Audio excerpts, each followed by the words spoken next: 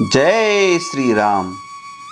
प्रिय मित्र हो, आज हम आपको रामायण के एक कथा का श्रवण करा रहे हैं। मित्र हो, आज हम देखने वाले हैं श्री राम द्वारा भयंकर ताटका राक्षसिनी का वध।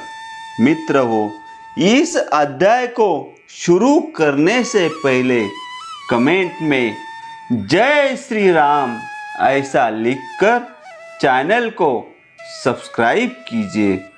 मित्र हो, विश्वामित्र जी की आज्ञा सुनकर दृढ़तापूर्वक उत्तम व्रत का पालन करने वाले राजकुमार श्री राम ने हाथ जोड़कर उत्तर दिया, भगवान, अयोध्या में मेरे पिता महामना महाराज दशरथ ने अन्य गुरुजनों के बीच मुझे यह उपदेश दिया था कि बेटा, तुम पिता के कहने से पिता के वचनों का गौरव रखने के लिए कुशिकनंदन विश्वामित्र जी की आज्ञा का निशंक होकर पालन करना, कभी भी उनकी बात की अवहेलना न करना। अतः मैं पिताजी के उस उपदेश को सुनकर आप ब्रह्मवादी महात्मा की आज्ञा से ताटका वध संबंधी कार्य को उत्तम मानकर करूँगा, इसमें संदेह नहीं है। गौ, ब्राह्मण तथा समूचे देश का हित करने के लिए मैं आप जैसे अनुपम प्रभावशाली महात्मा के आदेश का पालन करने को सब प्रकार से तैयार हूँ। ऐसा कहकर शत्रु दमन श्री राम ने धनुष्य के मध्य भाग में मुट्ठी बांधकर उसे जोर से पकड़ा और उसकी प्रत्यज्वा पर तीव्र टक्कार दी। उसकी आवाज से संपूर्ण दिशाएं गूंज उठी। उस शब्द से ताटका वन में रहने वाले समस्त प्राणी थर्रा उठे। ताटका भी उस टक्कार घोष से पहले तो किंकर्तव्य म्यूढ़ हो उठी, परंतु फिर कुछ सोचकर अत्यंत क्रोध में भर गई। उस शब्द को सुनकर वह राक्षसी क्रोध से अचेत सी हो गई थी। उसे सुनते ही वह जहाँ से आवाज आई थी उसी दिशा की ओर रोषपूर्वक दौड़ी। उसके शरीर की ऊंचाई बहुत अधिक थी। उसकी मुखाकृति विकृत दिखाई देती थी। क्रोध में भरी हुई उस विकराल राक्षसी की ओर दृष्टिपात करके श्री राम ने लक्ष्मण से कहा, लक्ष्मण, देखो तो सही इस यक्षिणी का शरीर कैसा दारुण एवं भयंकर है। इसके दर्शन मात्र से भीरू पुरुषों के हृदय विदीर्ण हो सकते हैं। माया बल से संपन्न होने के कारण यह अत्यंत दुर्जय हो रही है। देखो, मैं अभी इसके कान और नाक काटकर इसे पीछे लौटने को विवश किए देता हूँ। यह अपने श्री स्वभाव के कारण रक्षित है, अतः मुझे इसे मारने में उत्साह नहीं है।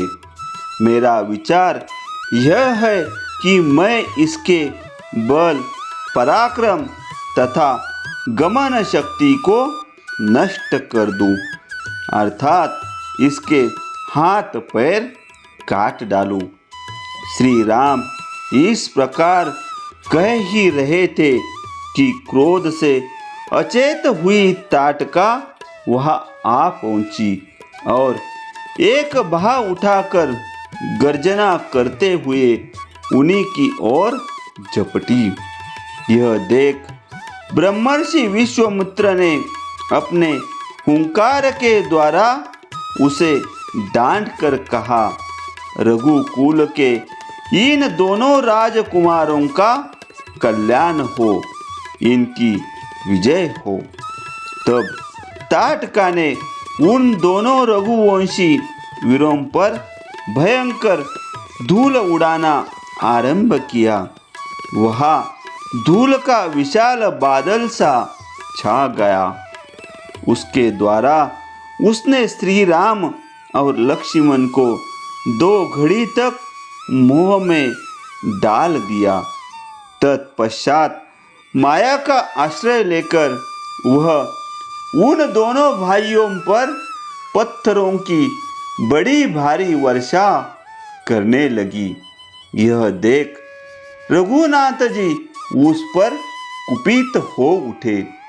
रघुवीर ने अपनी बाण वर्षा के द्वारा उसकी बड़ी भारी शिलावृष्टि को रोककर अपनी ओर आती हुई उस निशाचरी के दोनों हाथ तीखे सहायकों से काट डाले।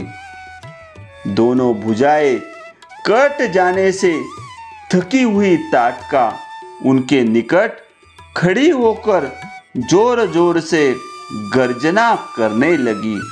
यह देख सुमित्रा कुमार लक्ष्मण ने क्रोध में भरकर उसके नाक कान काट लिए, परंतु वह तो इच्छानुसार रूप धारण करने वाली यक्षिणी थी।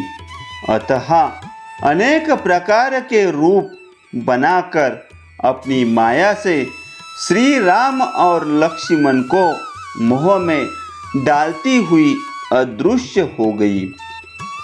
अब वह पत्थरों की भयंकर वर्षा करते हुई आकाश में विचरने लगी।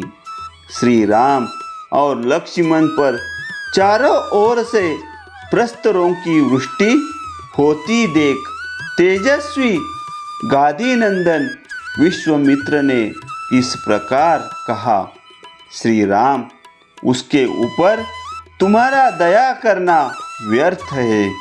यह बड़ी पापिनी और दुराचारिणी है, सदा यज्ञ में विघ्न डाला करती है।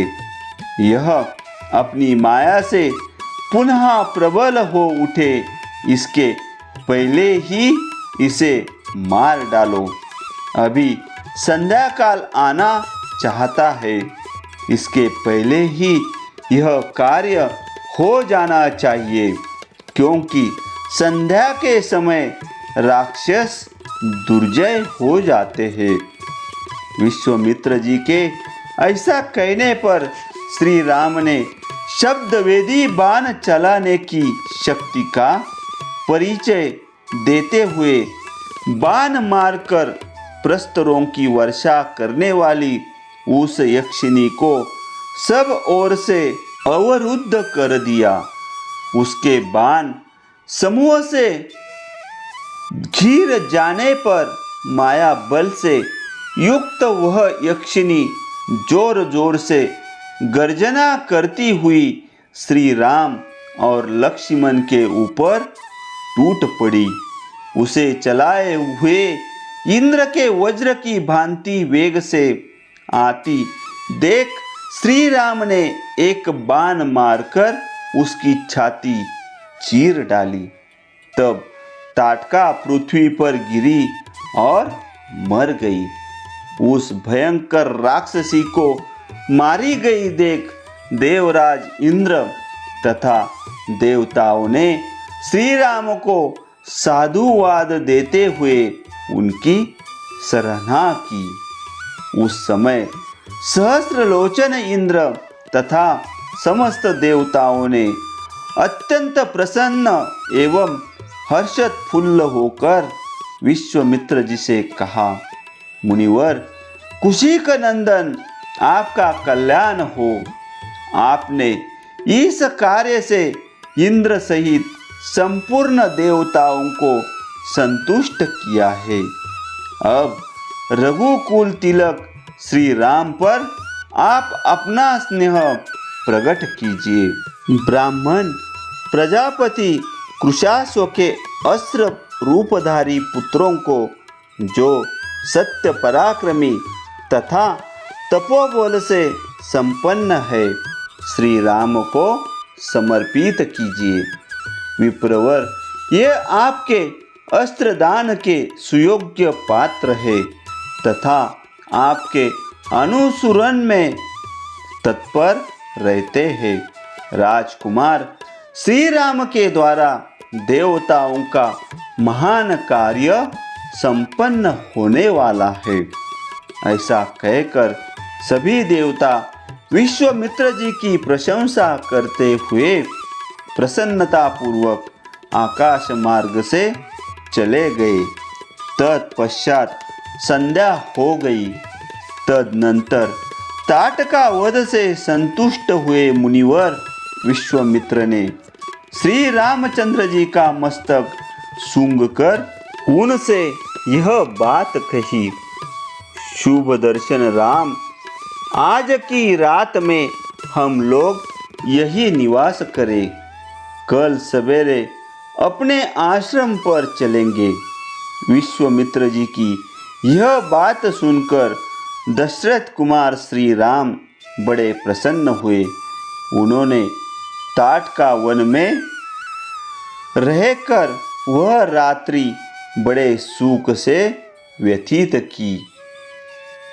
उसी दिन वह वन शाप मुक्त होकर रमणीय शोभा से संपन्न हो गया और चैत्र रथ वन की भांति अपनी मनोहर छटा दिखाने लगा। यक्ष कन्या ताटका का वध करके श्री रामचंद्र जी देवताओं तथा सिद्ध समूहों की प्रशंसा के पात्र बन गए। उन्होंने प्रातःकाल की प्रतीक्षा करते हुए विश्वामित्र जी के साथ ताटक वन में निवास किया। इस तरह रामायण का यह अध्याय समाप्त हुआ। मित्र हो, अगला अध्याय सुनने के लिए चैनल को सब्सक्राइब कीजिए और कमेंट में लिखिए जय श्री राम।